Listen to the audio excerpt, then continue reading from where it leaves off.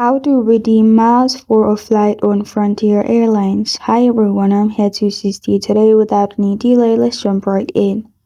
First, open Frontier Airlines website and then go to booking.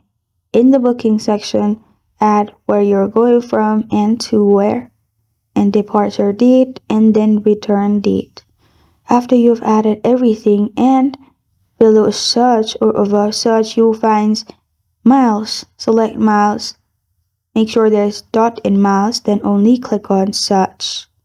After you search, you'll find different options for the miles.